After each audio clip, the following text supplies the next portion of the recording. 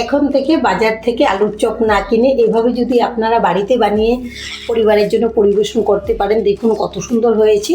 তাহলে তো খুবই স্বাস্থ্যসম্মত হয়, খেতেও কিন্তু খুবই ভালো লাগবে। আমি ভেতরটা ভেঙে দেখাচ্ছি, এই দেখুন কত সুন্দর পুরে ঠাসা। তাহলে চলুন দেখে নিই আজকে রেসিপি। আলুর চপ বানানোর জন্য প্রথমেই বেটারটা গুলিয়ে নেব। এখানে এক বাটি বেসন নিয়েছি, এবার একটা বড় বাটিতে নিয়ে নেব। আর বেসনটাকে আমি আগে থেকে চেলে নিয়েছি। এবার দিয়ে দেব স্বাদ অনুযায়ী লবণ, দেব হলুদের গুঁড়ো, ঝাল লঙ্কার গুঁড়ো।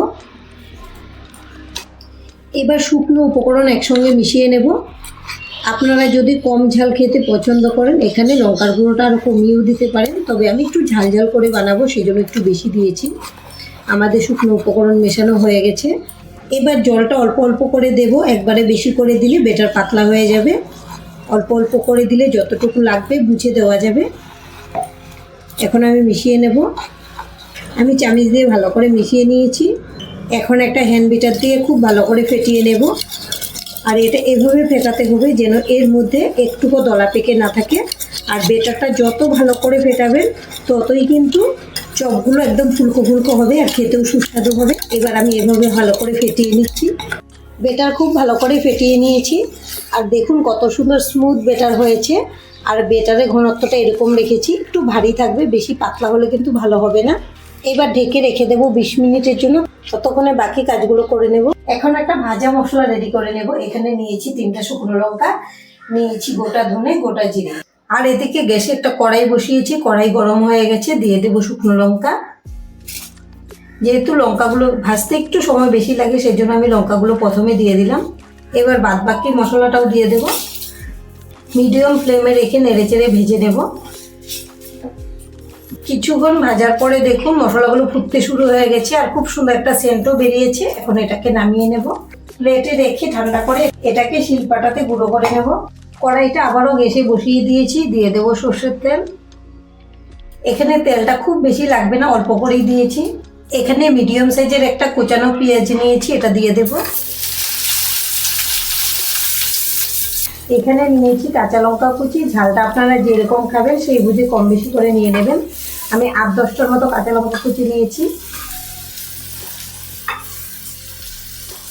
এখন নেড়েচেড়ে ভেজে নেব। পেঁয়াজ আর কাঁচা লঙ্কা একদম লাল লাল করে ভেজে নিয়েছি। এখানে নিয়েছি আদা আর রসুন বাটা, এটা দিয়ে দেব।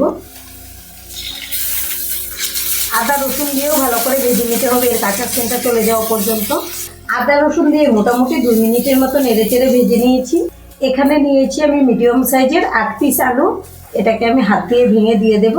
আলুটাকে আমি সেদ্ধ করে খোসাটাকে ছাড়িয়ে রেখেছি আগে থেকে। আপনারা চাইলে আলুটাকে গ্রেট করেও দিতে পারেন। দিয়ে দেব স্বাদ অনুযায়ী লবণ আর দেব হলুদের গুঁড়ো। এখন নেড়েচেড়ে ভেজে নেব।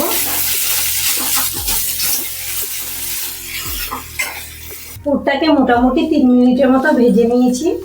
এবার দিয়ে দেব আমচুর পাউডার। আর এখানে নিয়েছি ভাজা মশলা।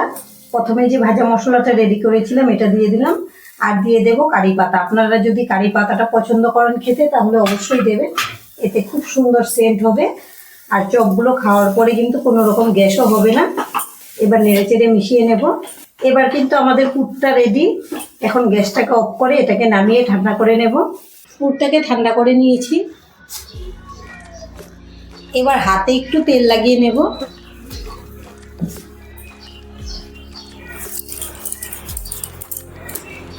অল্প একটু পুর নিয়ে নেব।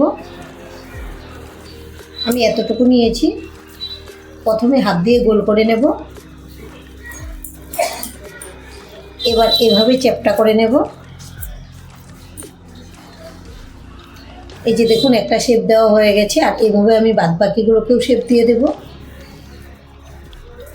সবগুলো শেপ দেওয়া হয়ে গেছে। এবার গ্যাসে একটা কড়াই বসিয়েছি, দিয়েছি সানফ্লাওয়ার তেল। তেলটাও গরম হয়ে গেছে। অল্প একটু তেল নিয়ে নেব। আর এদিকে বেটার রেস্টে রেখেছিলাম, 20 মিনিট হয়ে গেছে। এখন তেলটা দিয়ে দেব বেটারের মধ্যে, নেড়ে মিশিয়ে নেব। তেল দিয়ে আর একটু ভালো করে মিশিয়ে নিলাম। এবার দেখুন বেটারের ঘনত্বটা এরকম রয়েছে। এবার আমি একটা পুর নিয়ে নিলাম, এইভাবে কয়েকটা নিয়ে নেব।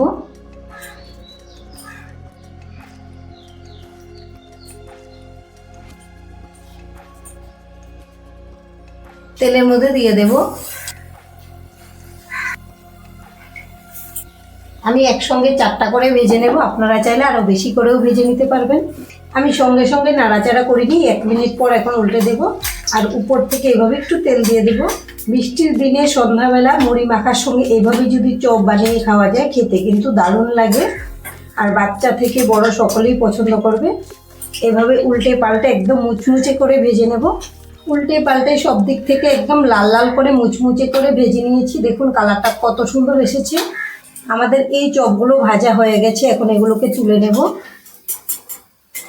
আর আমাদের আজকের এই রেসিপিটা দেখে যদি আপনাদের ভালো লাগে, একটা লাইক অবশ্যই দিয়ে দেবেন। আপনাদের একটা লাইক আমাদেরকে অনেক উৎসাহ দেয় নতুন নতুন ভিডিও বানাতে। আর আমাদের চ্যানেলটিকে সাবস্ক্রাইব করে নেওয়ার জন্য অনুরোধ রইল। এইভাবে আমি বাদবাকিগুলোকেও ভেজে নেব। আমাদের সবগুলো চপ বানানো হয়ে গেছে। আর দেখুন চপগুলো দেখতে কত সুন্দর হয়েছে। এভাবে আপনারা বাড়িতে বানিয়ে খাবেন, আশা করছি আপনাদের খুব ভালো লাগবে।